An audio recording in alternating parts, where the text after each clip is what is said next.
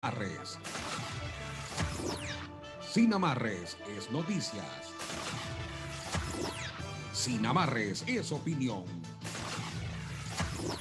Sin amarres, una mesa de diálogo donde sobresalen los temas de mayor interés social, económicos y políticos del país. Bienvenidos a su espacio Sin amarres. Bajo la conducción y dirección del sociólogo Stalin Poveda Granoble. En el aire.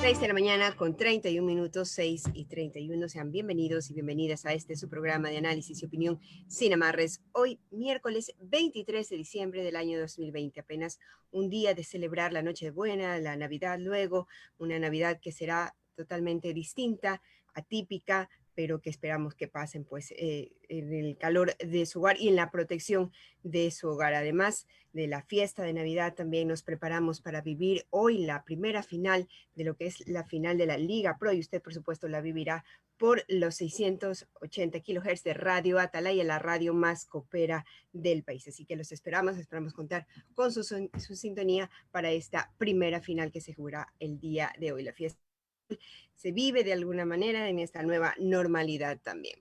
6:32, saludamos a quienes nos escuchan también a través de nuestras plataformas en redes sociales. Ya lo sabe, estamos en Facebook como Programa Sin Amarres, en Twitter y en Instagram como @Radio Atalaya, y en YouTube nos encuentra como Radio Atalaya 75.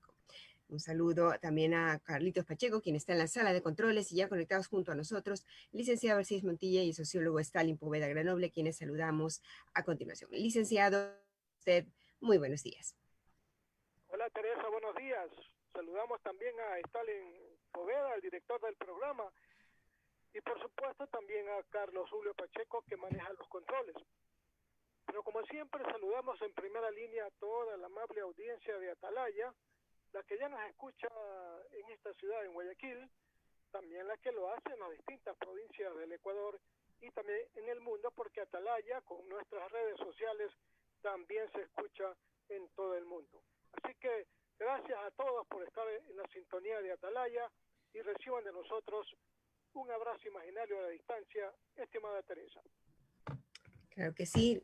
Recordarles también a nuestros amigos oyentes que hoy miércoles circulan los vehículos con placas terminados en números impares.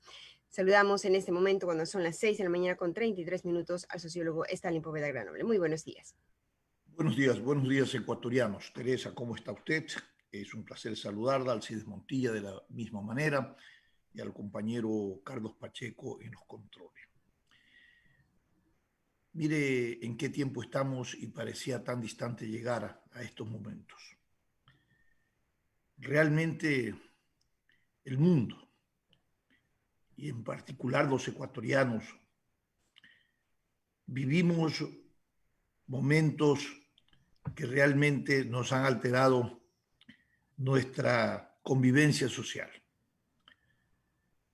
Han trastocado nuestras costumbres, han puesto de manifiesto nuestra indefección y también han puesto de manifiesto la falta de responsabilidades o de responsabilidad que hay que asumir en momentos donde se demanda y se exige esta responsabilidad del control, del distanciamiento, para evitar cualquier tema relacionado a las afectaciones.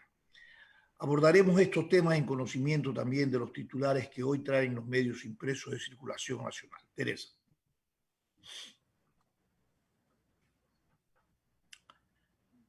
Vamos a iniciar este recorrido informativo, estimado sociólogo, vamos a iniciar este recorrido informativo y lo hacemos con la lectura de diario El Universo. Diario El Universo nos cuenta en su portada: médicos de acuerdo con restricciones en Navidad y fin de año. El gremio médico se encuentra conforme y satisfecho con estas nuevas restricciones de movilidad, circulación y de reunión. Wilson Tenorio, presidente del Colegio de Médicos del Guayas, indicó que sus recomendaciones fueron escuchadas, entre ellas que haya solo lo que él llama reuniones burbuja con máximo de 10 personas del mismo núcleo familiar. Así también nos cuenta este diario, la pandemia altera hora de misa de gallo. La tradicional misa en el Vaticano cambió de hora y se hará mucho más temprano. Así también los hoteles ofrecen cenas o domicilio. Es una alternativa debido a la restricción de reuniones por estas festividades. En otros temas nos cuenta también, 2 empresas le deben $6 millones al ISFA. Son 2 empresas que le deben esta cantidad de dinero al Instituto de Seguridad Social de las Fuerzas Armadas, que corresponden a inversiones hechas por el ISFA a través de la Corporación Industrial y Comercial en liquidación. La Contraloría analizó más de 905 millones de los recursos que maneja esta compañía y concluyó que se hicieron inversiones prohibidas y se contrataron servicios jurídicos que no la benefician. En otros temas, piden respetar calendario de elección 2021. Agrupaciones políticas se unen para pedir respeto al calendario para los comicios de febrero próximo. Así también el Estado a la espera de otro desembolso. Ecuador espera recibir otros $2.000 millones del Fondo Monetario Internacional. Otros temas a nivel mundial, aumentan asesinatos a periodistas. Se duplicó este año la cifra de periodistas muertos en represalia por su trabajo. Por otro lado, ambientalistas no están de acuerdo con sistema de pesca en Galápagos. Parte del sector pesquero artesanal pidió que se analice la implementación del empate oceánico unificado, que para ambientalistas llevaría a más pesca incidental. Y en el plano deportivo destaca el Universo Barcelona recibe a la Liga de Quito en la ida por la final de la Liga Pro. El primer partido por la disputa del título del campeón ecuatoriano de fútbol de 2020 se jugará el día de hoy. Desde las 8:15 en el Estadio Monumental, la revancha será el día 29. Como lo habíamos anunciado, usted podrá vivir la emoción del fútbol desde las 19 horas, por supuesto, por Radio Atalaya. Vamos a compartir también la información que destaca diario El Comercio, que nos dice cambios en el transporte público entre provincias. Las terminales de Quito, Ibarra, Ambato, Riobamba, Guayaquil y Esmeraldas funcionan hasta las 21:30 y esto ha llevado pues que se modifique la circulación de buses interprovinciales, así que hay que informarse. Por otro lado, hogares ajustan planes navideños a nuevas reglas. Las restricciones a la movilidad anunciadas el lunes incidieron en las decisiones de las familias que planeaban reunirse en Navidad. El pollo será la proteína más consumida, señala diario El Comercio. Por otro lado, también los empresarios miden el impacto de las nuevas restricciones. Gremios del sector privado calculan cuál será el impacto que tendrán las nuevas limitaciones de movilidad que rigen desde ayer en todo el país. Por otro lado, las vacunas se prueban ante la nueva variante del virus. Recordemos pues que en el mundo hay preocupación por esta nueva variante hallada en Inglaterra. Otros temas, caravanas y caminatas con topes aprueban, señala el Consejo Nacional Electoral. Se reunió ayer con los participantes del COE Nacional para mostrar cuál será el protocolo de bioseguridad tanto para la campaña como para los comicios. Allí se anunció que se permitirá únicamente caminatas y caravanas con un tope máximo de participantes según la tienda electoral. Vamos finalmente a compartir también la información que destaca Diario Expreso a través de su página web. Su nota principal nos dice: la falta de un equipo complica cirugías de pacientes en el hospital del IES. En otros temas también nos señala este rotativo. Nos dice desanimados tras la inauguración de la aerovía. Recoge pues algunos de los pareceres de comerciantes frente a la apertura de este nuevo sistema de movilidad. Por otro lado, Defensoría del Pueblo pide investigar a candidato asambleísta por Manabí.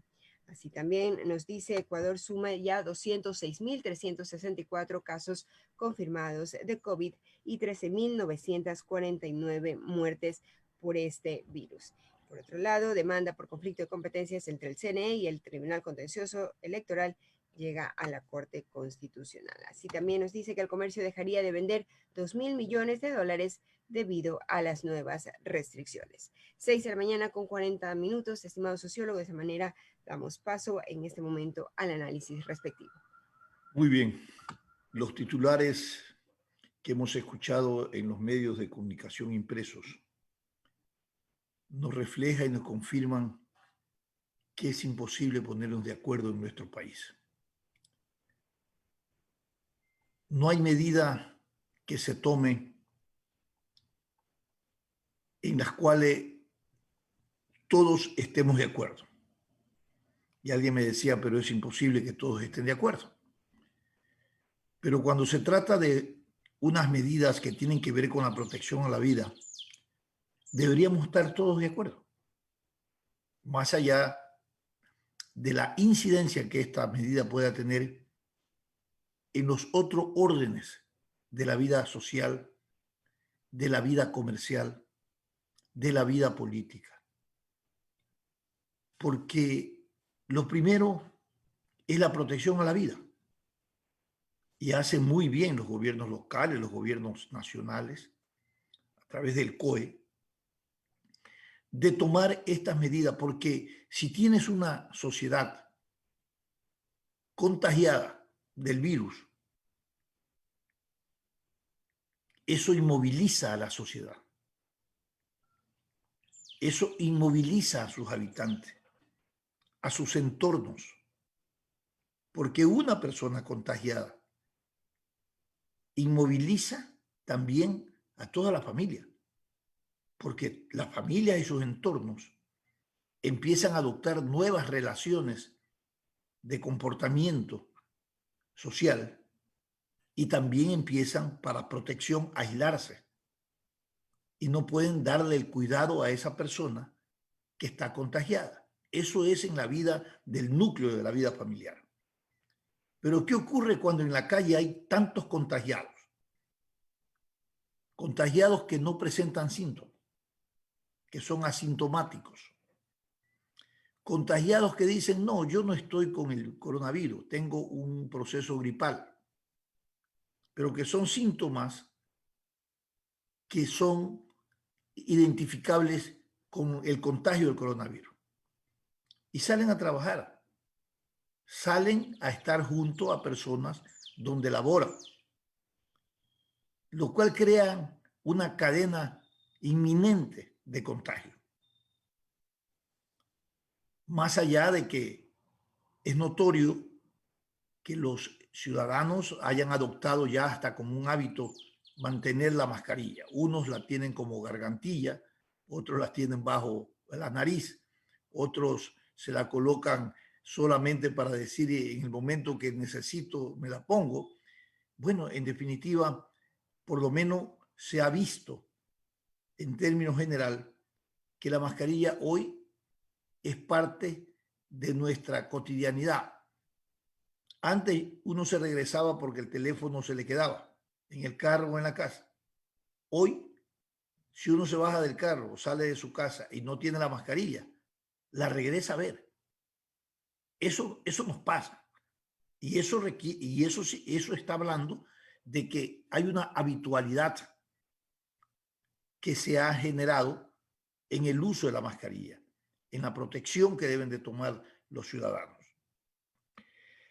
No obstante, toda medida que se tome, es evidente que va a tener este tipo de reacciones, de que unos están de acuerdo, otros no están de acuerdo, otros proclaman que se les haya escuchado sus sugerencias, como por ejemplo los médicos cuando hablan que están de acuerdo con las restricciones y porque ellos han sugerido el tema de las reuniones burbujas, que no sean más de 10 personas. Perfecto.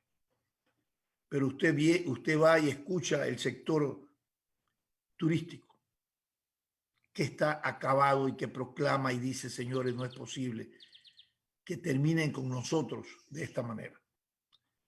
Y así va usted recogiendo criterios de uno y de otro, el comercio, la industria, la informalidad, la gente que tenía previsto, ¿no?, para estas fechas de alguna manera poder resarcirse de todos los déficits que han tenido y se han originado en su vida personal, en su vida comercial, producto de la pandemia. Estas fechas eran fundamentales. Navidad, Año Nuevo, para muchos sectores, para la reactivación. No se podrá, evidentemente, porque primero está la vida antes que la base material, dinámica o productiva que una sociedad siempre tiene en desarrollo. Por lo tanto, Se han modificado, como dije anteriormente, costumbres. Hoy ya no habrá cena a las 12 de la noche. Hoy la Navidad ya no es motivo de un encuentro con la vida familiar. Hoy lo van a hacer a través de Zoom. Hoy ya no van a visitar a sus casas. Porque mire, yo le voy a decir algo.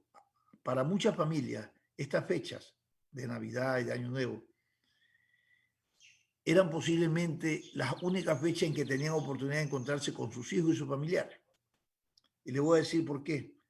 Porque estas fechas eran cuando venía mucha gente de fuera del país. Y era esta la oportunidad que venían con todo el deseo y el sentimiento de abrazar a sus seres queridos. Se abarrotaban los aeropuertos. La bienvenida a esa persona era una fiesta que duraba todo el tiempo mientras pernoctaba o estaba en la ciudad junto a su familia. Hoy ya no la vamos a poder tener, ya no, esos seres queridos ya no llegarán por todas las restricciones que están en vigencia. Y en lo interno también, ese cariño, por ejemplo, donde los abuelos, ¿no? Tenemos la oportunidad de ver a nuestros nietos y que buscamos el pretexto para darle el regalito y abrirlos con ellos, ¿no? Y disfrutar de su inocencia, de su sonrisa. Fíjate, tampoco podrá ser. Tampoco podrá ser. Es impresionante cómo se afectan no solamente los hábitos, sino que se afectan la capacidad afectiva de la gente. Bueno, pero peor sería contar una historia de que por no hacer caso a las medidas que se han tomado, los familiares murieron o se contagiaron. Y eso sería realmente más dramático. El llamamiento es pasar unas Navidades, un fin de año, observando estrictamente las normas de bioseguridad, el distanciamiento y todo lo que se ha establecido en este momento de riesgo y de contagio a nivel del COVID-19. Y tenemos que adaptarnos. Ya no cenaremos a las 12, vamos a hacer una merienda posiblemente a las 6:30, 7 de la noche. Alguien me decía ayer, el que llega a mi casa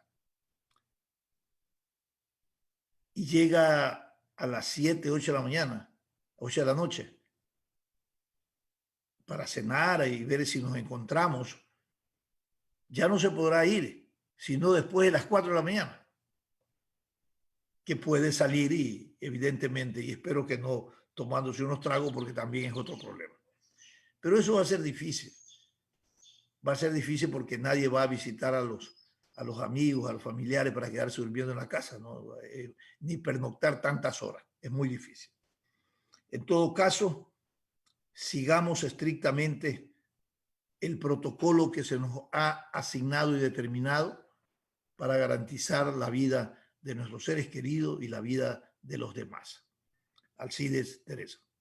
Vea, Stalin, buenas. Mire, lo que está pasando en el tema electoral está pasando actualmente en el tema del manejo de la pandemia. Fíjese nomás. ¿Se acuerda usted cuando empezó malhadamente este tema de la pandemia? ¿Quién era el que dictaba las disposiciones? El COE Nacional, Comité de Operaciones de Emergencia. Nadie más. De repente dijeron, no, ya no. Los municipios. Y le entregaron de taquito, como dice el pueblo, de taquito le entregaron la responsabilidad a los municipios. Entonces, ¿qué pasó? No dice el director nacional del COE. Las disposiciones las dictan los COEs cantonales. Perfecto, no hay ningún problema. Pero, de repente, vinieron los desacuerdos, producto de que no dialogan ni conversan. Y entonces el COE nacional dictaba una cosa y el COE provincial otra. Verbigracia. Un cantón decía, no, la movilización debe ser hasta las 2 de la mañana. El otro cantón vecino decía, no, es hasta las 4. Entonces empezaron las discordias y los resentimientos. Y está pasando actualmente eso. El COE nacional hace un dictamen de una serie de medidas que las tiene que rectificar y corregir los COEs cantonales. Está pasando en Guayaquil, Stalin. Vean nomás la serie de rectificaciones que están haciendo en el tránsito, en el tema de la movilización ciudadana, etcétera, ¿verdad? Entonces, en este tema, todavía hay pendiente algo trascendental. ¿Por qué? El presidente ya ha dictado 3 estados de excepción con las mismas argumentaciones, las presentó ante la Corte Constitucional. En la última le dijo la Corte Constitucional, señor presidente, si usted va a enviar un nuevo petitorio de estado de emergencia con los mismos argumentos, no se los vamos a aprobar. Estamos en eso. Ya mismo la Corte Constitucional, hoy día o mañana, a más tardar, va a decir, a ver, señor presidente, ¿está correcto o no está correcto? Estamos viviendo en ese tema una discordia, estamos viviendo una sensación como de temor. Y si la Corte, como dice el pueblo, echa abajo todos los dictámenes que se están aplicando provenientes del estado de excepción, ¿qué va a pasar con las medidas que se están adoptando? Porque además, son medidas que hay que aplicar, nos guste o no nos guste, porque aquí hay que tomar una decisión. O nos queremos proteger del COVID o no nos queremos proteger. Si nos queremos proteger, hay que aplicar medidas y hay que respetarlas y ejecutarlas. Eso por un lado. Mira por el otro, en el tema electoral. Yo creo que el problema, ¿verdad?, de esta pugna entre el Consejo Nacional Electoral y el Tribunal Contencioso Electoral va a terminar como en el box. Va a terminar después de los 12 rounds, los boxeadores, los dos están parados y un tercero viene y dice, gana usted. ¿Qué va a pasar en el tema electoral? Como el bien común, Stalin, el bien superior es el proceso electoral, el arranque de la campaña y las elecciones con la terminación de la posesión de los asambleístas y el presidente. Como ese bien es superior, el proceso electoral, de repente, ¿verdad?, las partes en pugna, no solamente el Consejo Nacional Electoral, el Tribunal Contencioso Electoral, la Corte Constitucional, la Fiscalía, la Contraloría, está un poco de instituciones ahí metidas. Como no van a poder resolver el problema porque el tiempo se le viene encima, el calendario electoral tiene que necesariamente cumplirse, porque aquí todo el mundo dice que eso está escrito en piedra, ¿verdad? Entonces tendrán necesariamente que acudir a lo que se llama el bien superior, el proceso electoral. Y van a tener que deponer situaciones. No van a poder inscribir las candidaturas de justicia social, el señor Álvaro Noboa no va a ser candidato presidencial, y por el bien del país y por el bien superior que es el proceso electoral, todo el mundo va a decir, bueno, la verdad es que vamos a tener que aceptar todo esto, porque si no, esto se va a constituir en una situación de muchísimo tiempo. Vamos a empezar la campaña electoral el 31 de diciembre y no va a haber ni siquiera los candidatos ni papeletas. Vamos a seguir la campaña electoral y no sabemos cuántas candidaturas presidenciales van a existir. Y el problema mayor, que no podrán imprimir las papeletas necesarias para el proceso electoral. Entonces, sin papeleta no hay elecciones, pues, Alcides. ¿Sí? Alcides, sin papeleta no hay elecciones. Bueno, usted lo ha dicho. Es como cuando usted Pero va... es que ¿por qué? Así, pues, no voy a votar, pues. Por eso, ¿por qué te digo? Porque si tú vas a votar, vas a escoger entre los que están en la papeleta, y si no están, y si no hay papeleta, ¿cómo ejerces ese derecho? Es una cosa impresionante, pero yo creo que, Alcides, tu análisis nos lleva a concluir que hay una institucionalidad fallida en el país. Fíjate lo que digo. ¿Usted tiene claro, Alcides y Teresa, la función de transparencia y control social o no? Está clarísimo, ¿no es cierto? ¿Quiénes intervienen en la función de transparencia? No es lo que la gente piensa que es el Consejo de Participación Ciudadana. No, señores. Está la Contraloría, la Procuraduría, la Corte, todas las instituciones, 7 instituciones de control de transparencia y control social. Toda esa función es una función fallida. Esa función que debería poner o dar el mensaje de que hay transparencia, de que hay fortaleza institucional, nos ha dado el mensaje de que es una institucionalidad fallida. Se han confrontado y enfrentado los unos a los otros, pretendiendo hacer creer al ciudadano, a la sociedad, que ni siquiera se han percatado de cuáles son sus funciones y competencias. Y digo esto porque han tenido que ir a un tercer legítimo contradictor para que les diga y les jale la oreja y le diga, oye, estas son sus competencias. Eso que ha hecho no es y por qué lo hizo. Cosas tan elementales que debe de saber cualquier funcionario, aún más aquellos de representación popular, pero en este caso a nivel de la función de transparencia. Están delimitadas por los reglamentos y las leyes cuáles son sus competencias.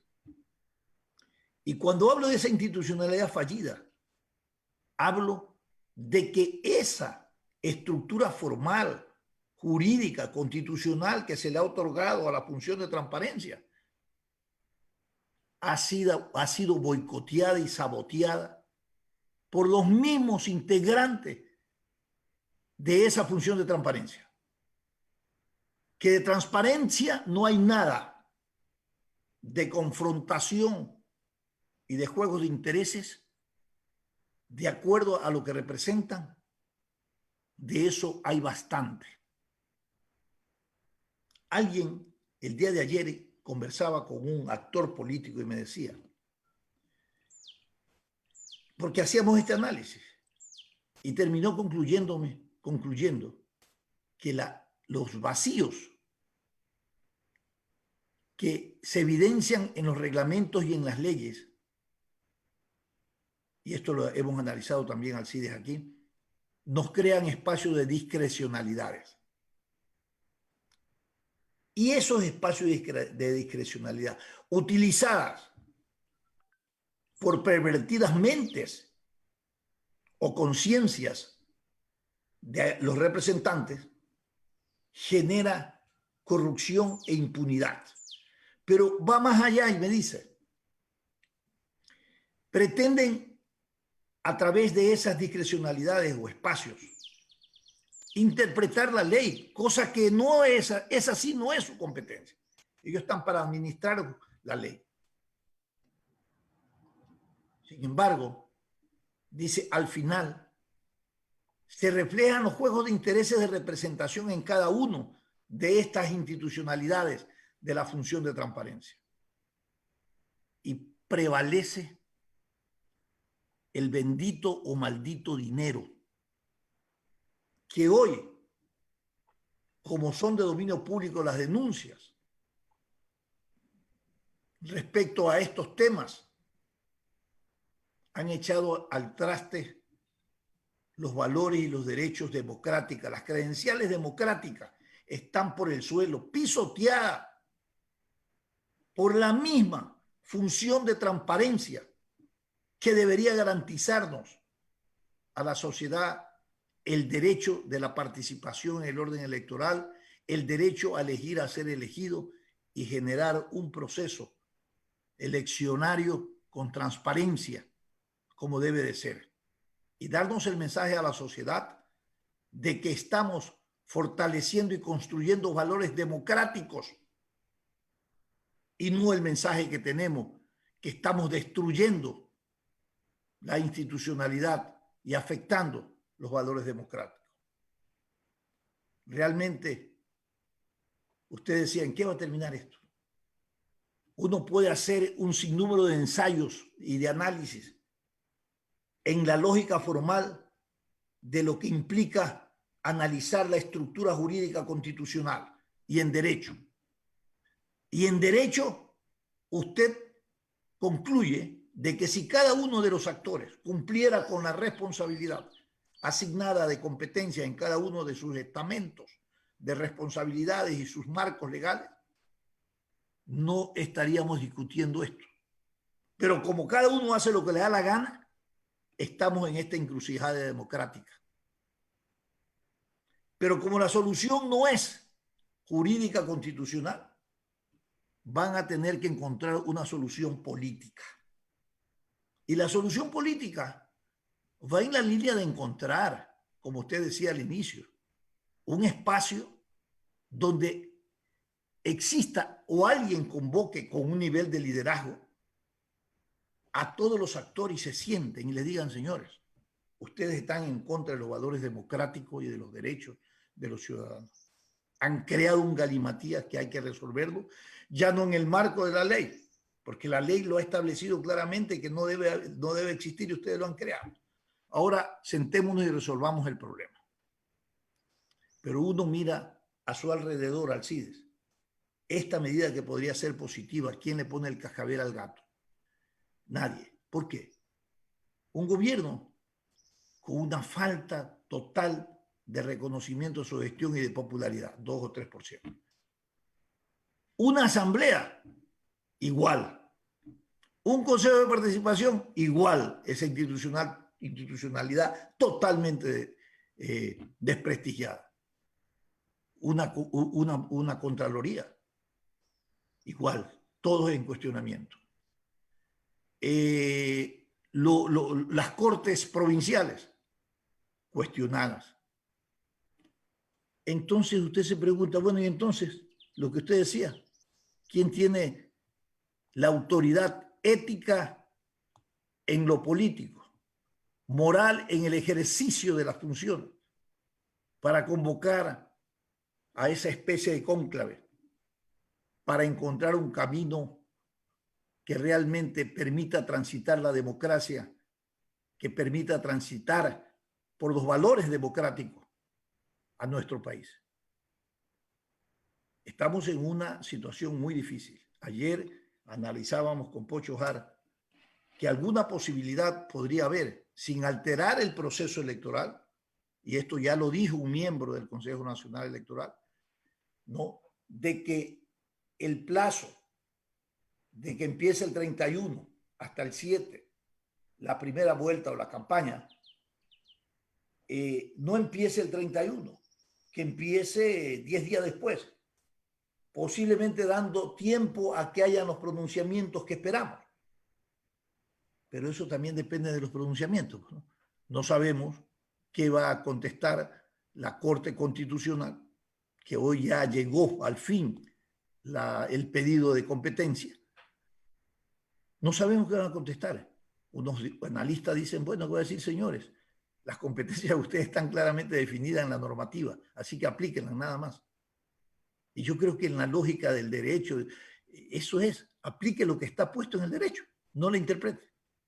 Y resolvemos este problema. Pero en todo caso es condenable al extremo donde estamos y cómo se pisotean los valores de la vida democrática de un país por juegos de intereses que no corresponden efectivamente al momento histórico de un proceso electoral. Mira, Minutos, sociólogo. O Alcides, como sea. Si les parece, podríamos ahondar en este tema al regresar de la pausa comercial, justamente con nuestra invitada que ya está conectada con nosotros.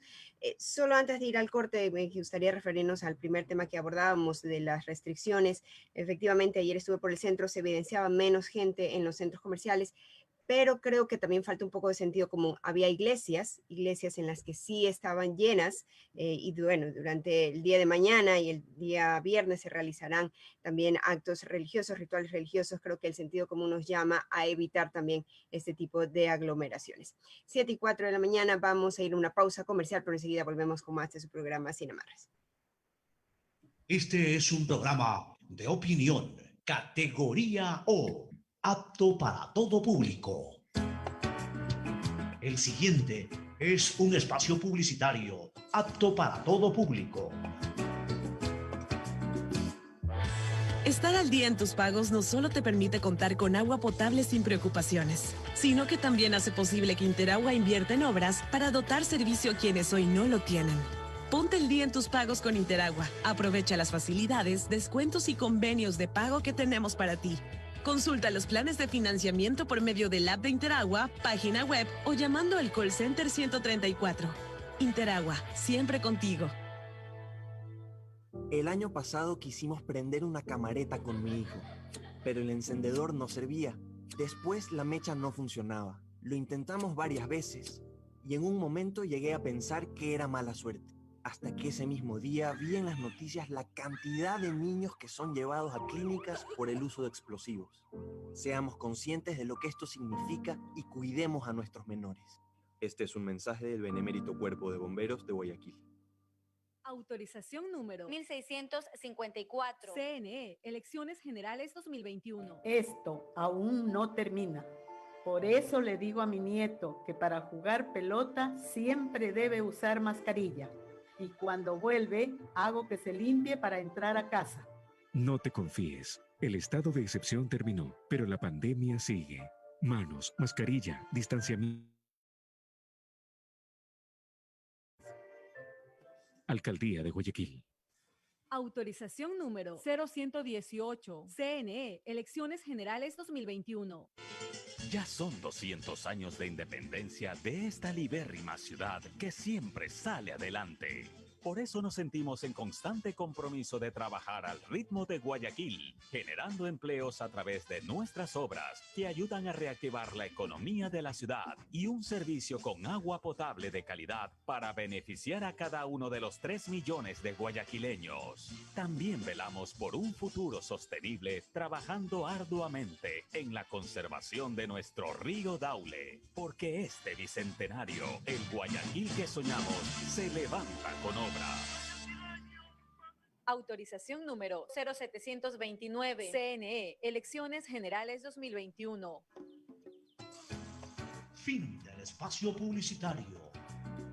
Usted está escuchando un programa de opinión, categoría O, apto para todo público. En Sin Amarres, le damos la bienvenida al invitado de hoy.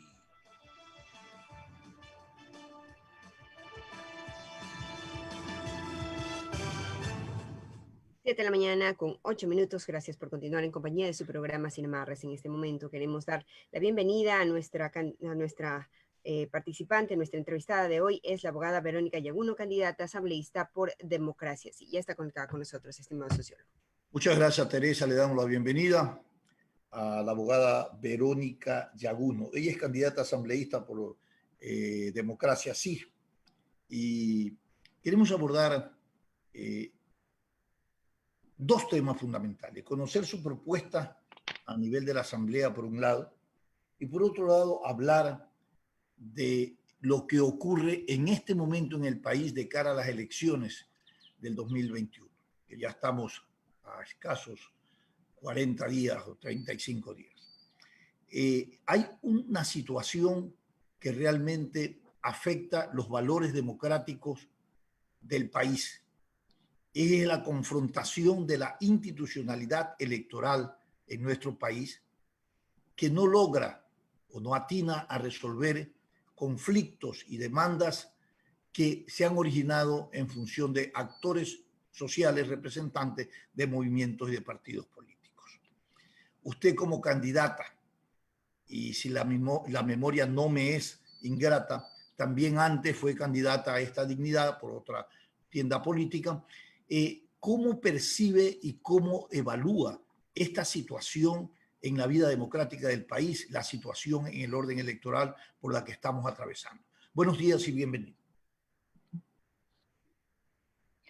Muy buenos días.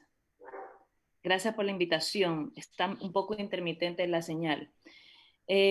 Con respecto a mi candidatura, sí, estoy de candidata a la Asamblea por el Distrito 3, por la lista Democracia Sí, lista 20.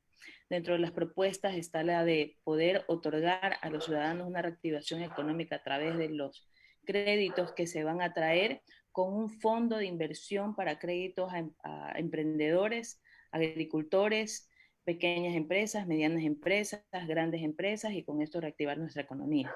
Una pregunta. Ustedes como asambleístas, su competencia es ir a un proceso de reactivación económico en función de los créditos que vengan de créditos externos, o aplicar una normativa para que esto en la práctica se cumpla en aprobación, por ejemplo, de leyes.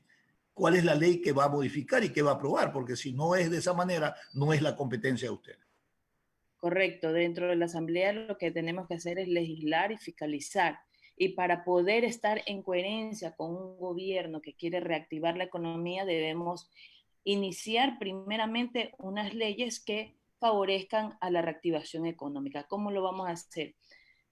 Primero, vamos a atraer a las bancas internacionales que den préstamos a los emprendedores, empresarios, con un interés no mayor al 5%, a 10 años plazo y con un año de gracia. Con estas inversiones extranjeras se va a poder reactivar nuestra economía. Ustedes conocen que actualmente los bancos te están cobrando intereses muy altos a pesar de que estamos dolarizados. Intereses del 16 al 24, hasta el 30%. En estos últimos meses se ha visto que los afectados, los ciudadanos, han tenido que pagar. De esta manera reactivaremos la economía. Correcto. Yo le pregunto a usted, me parece interesante ese planteamiento, Verónica, y le pregunto, ¿qué pasa con la seguridad jurídica? ¿Por qué no hay inversión en el país? ¿Y por qué la banca internacional no llega? ¿Cómo resolver este problema? Que es uno de los problemas fundamentales. Credibilidad, inestabilidad jurídica, inestabilidad política. Una reforma a la ley de sistema, una reforma a la ley de sistema financiero que atraiga a la banca internacional. De esta manera vamos a poder agilitar a que créditos internacionales estén aquí. Y efectivamente lo que usted dice, yo conozco de cerca proyectos de inversionistas extranjeros que quieren venir al Ecuador para aportar en proyectos que ayuden al medio ambiente. Por ejemplo, atraer a los carros eléctricos, poder hacer energía limpia a través de la limpieza de los desechos, de los rellenos sanitarios o de desechos.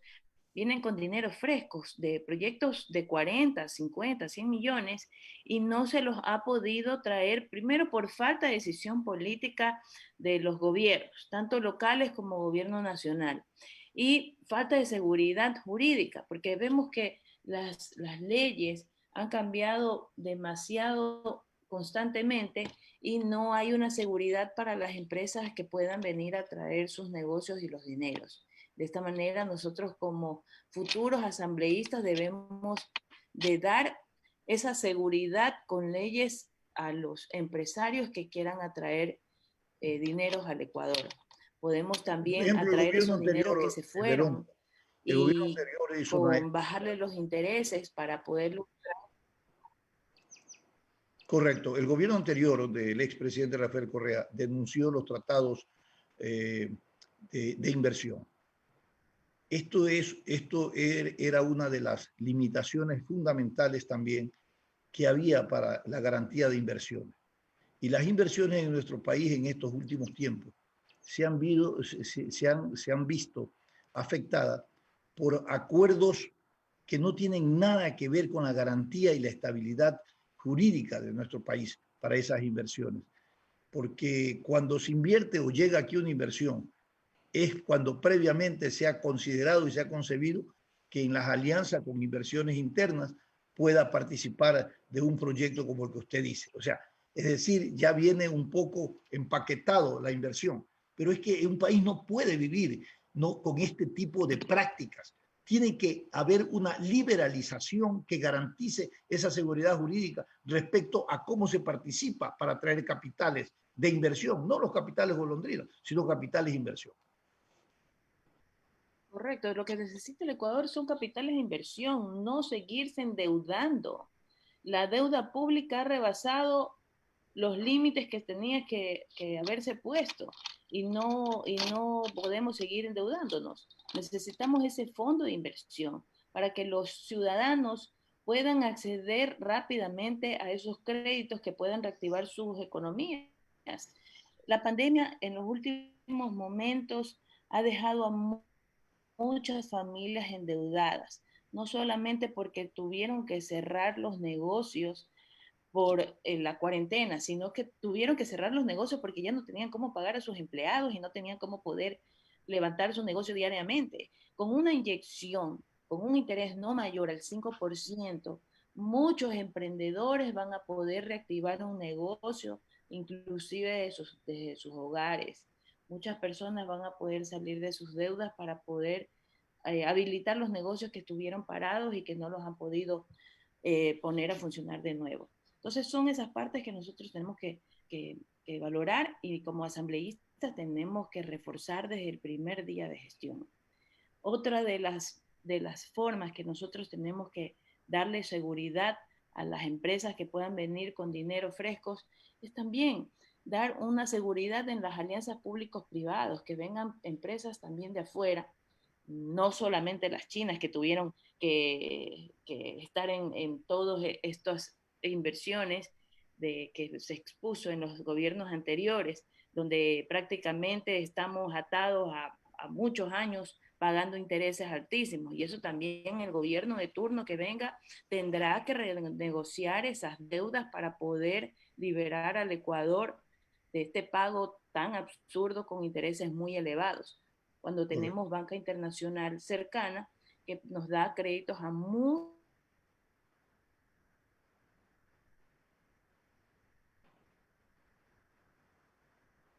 Nos quedamos sin audio, sin retorno. Alcides, no sé si me escuchas. Sí, yo sí. Está nuevamente conectada. Allá, continuamos. Asambleísta, ¿nos escucha, por favor, si nos han comprendido? ¿Nos dan comprendido? No, se quedó congelada la imagen. Está congelada la imagen. Entonces, Alcides, sí, es importante la propuesta y evidentemente habría que preguntarle también sobre el tema de la lucha contra la corrupción. Esto es un déficit. Sí, ¿aló? Sí, ¿nos escucha? Ahora sí les escucho. Perfecto. Sí, le preguntaba a Verónica de su análisis, pasemos entonces del tema de la inseguridad jurídica. Usted ha esbozado algunas de las reformas que se deben de modificar a cuerpos legales para ir garantizando esa seguridad jurídica, pero quiero preguntarle que hay una lacra social que afecta a la sociedad, que es el tema de la corrupción. ¿Cuál es su planteamiento en la lucha contra la corrupción desde la Asamblea Nacional? Bueno, fortalecer que existan los exámenes previos de la Contraloría. No es posible que se haga una contratación primero con todas las misterios de ley, cuando una contratación debe ser pública, como las contrataciones deben ser públicas y tienen que ser conocidas, deben haber veedores, ciudadanos que estén en todas las etapas de la contratación para que no vuelvan a existir más los sobreprecios y las contrataciones a dedos que han estado ocurriendo en el Ecuador. Que el examen previo de Contraloría señale cuáles son los precios, cuáles son los requisitos, cuáles son la metodología que se debe seguir para la contratación y no después de haberla contratado cuando ya se han llevado la plata y no hay cómo recuperarla. Nosotros tenemos que estar con mano dura en ese sistema de contratación pública, eliminar el CERCOP y dejar que las veedurías ciudadanas puedan estar velando por los intereses de los ecuatorianos en la etapa precontractual, contractual y de ejecución de un contrato. Perfecto, entiendo que veedurías existen, está plenamente institucionalizada. Acaba de aprobarse una ley donde se aprueba también el preinforme de inversión o de contratación para la Contraloría. Le voy a dar el paso a Alcides Montilla. Sí, gracias, Stalin. Doña Verónica, antes de hacerle la pregunta, sáqueme una curiosidad. ¿Es cierto que el candidato de su partido, don Gustavo Larrea, tiene COVID? Bueno, hasta el día de ayer estaba él dando entrevistas en las radios, en radios y televisión. No hay un informe oficial, tendría que eso revisarlo en las próximas horas y yo le podría dar a conocer. Bueno, mire, a propósito de don Gustavo Larrea, él ha anunciado a través de su plan de gobierno, ¿verdad?, una serie de acciones en caso de que él gane las elecciones. Por ejemplo, que le va a quitar superpoderes al Ejecutivo, que volveríamos a los 3 poderes del Estado, Ejecutivo, Legislativo y Judicial, que eliminaría el Consejo de Participación Ciudadana y Control Social, etcétera, etcétera, ¿verdad? Pero yo le pregunto a usted habló hace poco del tema de la seguridad ciudadana, porque también hay el problema de la seguridad jurídica, pero hablemos de la seguridad ciudadana. Usted ya sabe las estadísticas, aumentan los robos, los asesinatos, no solamente en Guayaquil, en todo el país, ¿verdad? ¿Usted cree que el problema de la inseguridad se cura con leyes? Muy buena pregunta. Justamente Democracia Sí, Lista 20 ha hecho y formulado sus propuestas en concordancia con las que tiene Gustavo Larrea, futuro presidente del Ecuador. Y definitivamente para poder acabar con la delincuencia que está sufriendo el Ecuador, necesitamos hacer una depuración en el área de justicia, una depuración en la fiscalía y una depuración en las filas policiales, porque ya es de conocimiento público que no se está velando adecuadamente con la seguridad. Como asambleísta procuraré que el presupuesto general del Estado no se le merme el presupuesto de la policía. Nuestra policía debe estar más bien fortalecida para poder tener ciudades seguras. ¿Y cómo lo vamos a hacer? Que los policías tengan mayor acceso a una capacitación, a equipos tecnológicos y armamento eficaz, porque lamentablemente son los delincuentes los que ahora tienen armas mucho más sofisticadas que los mismos policías. Lo que necesita el Ecuador es desarmar a la delincuencia y desarmarla de manera que los policías estén oportunamente bien resguardados. Y sí, Gustavo Larrea muy bien y acertadamente, y estoy totalmente de acuerdo, se debe hacer una depuración en el Estado. No puede haber un hiperpresidencialismo al control.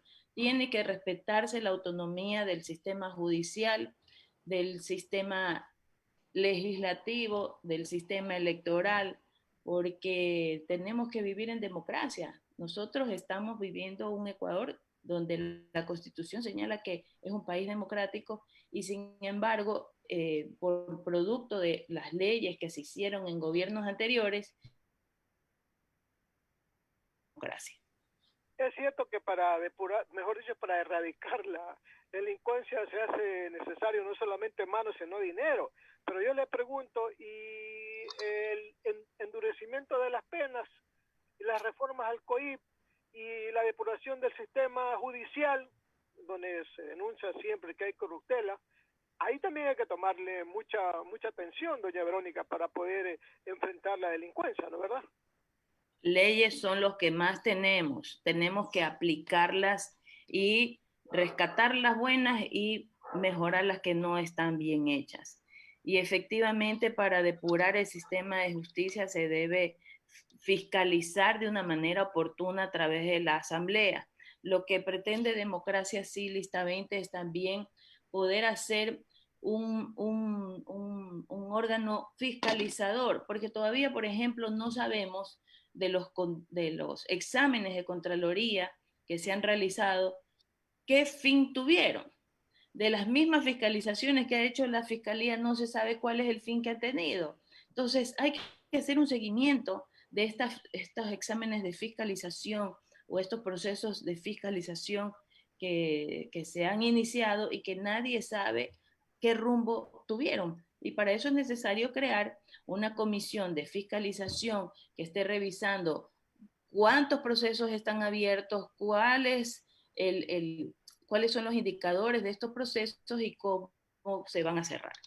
Y para esto no existe, nadie sabe. Luchar contra la violencia de género, pues, doña Verónica. ¿Perdón?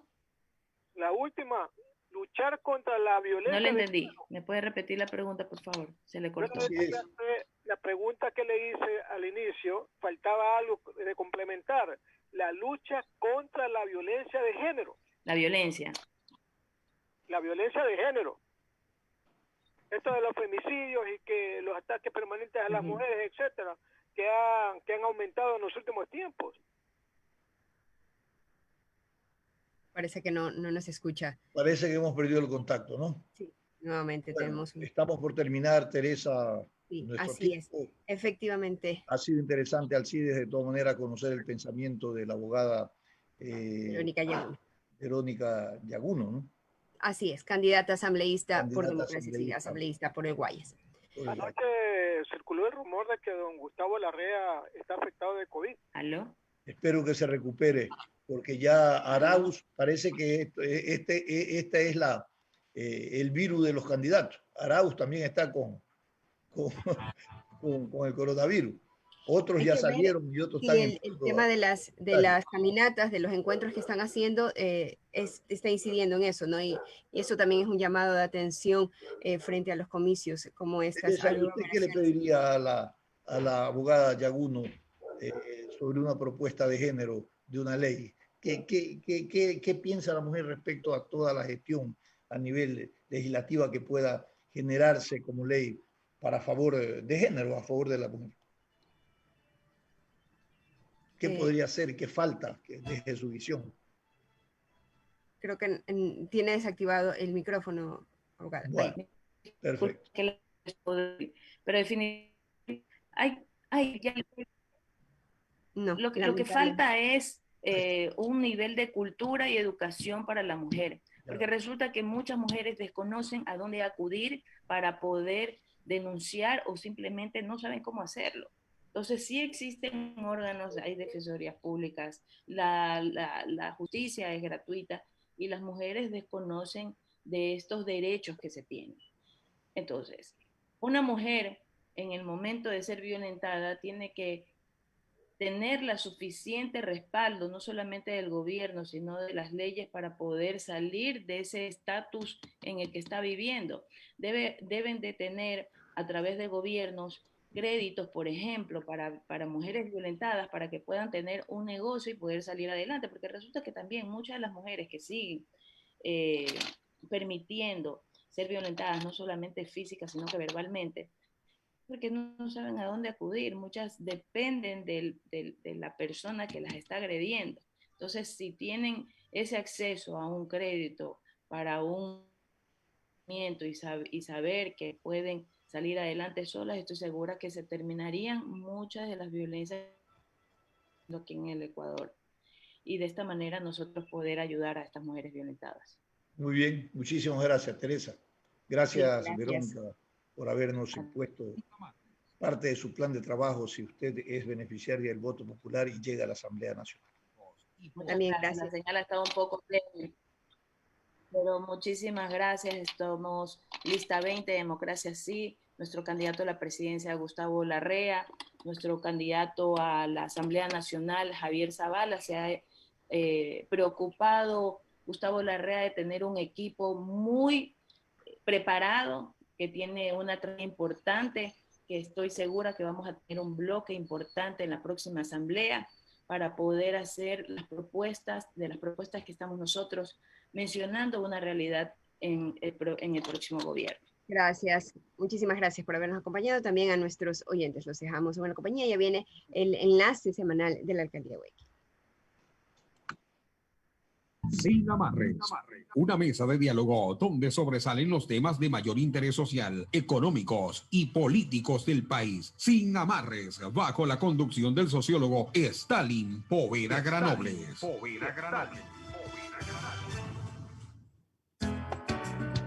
El siguiente es un espacio publicitario apto para todo público. EMAPAC rinde homenaje a Guayaquil en sus 200 años de independencia. Por eso, en homenaje al bicentenario de esta ciudad aguerrida, seguimos trabajando incansablemente para ejecutar obras que garanticen reactivación de la economía a través de la generación de empleos y un servicio con agua potable de calidad a cada uno de los hogares de los más de 3 millones de guayaquileños. Porque estamos seguros que trabajando juntos, el Guayaquil que soñamos se levanta con obras. Autorización número 0731, CNE, Elecciones Generales 2021. Esto aún no termina. Por eso siempre uso mascarilla en mi negocio. Hago que todos la usen y que respeten el distanciamiento. No te confíes. El estado de excepción terminó, pero la pandemia sigue. Manos, mascarilla, distanciamiento y preocuparse de que todos cumplan las medidas de seguridad. Alcaldía de Guayaquil. Autorización número 0119, CNE, Elecciones Generales 2021. Ya son 200 años de independencia de esta libérrima ciudad que siempre sale adelante. Por eso nos sentimos en constante compromiso de trabajar al ritmo de Guayaquil, generando empleos a través de nuestras obras que ayudan a reactivar la economía de la ciudad y un servicio con agua potable de calidad para beneficiar a cada uno de los 3 millones de guayaquileños. También velamos por un futuro sostenible, trabajando arduamente en la conservación de nuestro río Daule, porque este bicentenario, el Guayaquil que soñamos, se levanta con obra. Autorización número 0729, CNE, Elecciones Generales 2021. La historia de la comunicación en una sola radio. Atalaya, cada día más líderes, 76 años.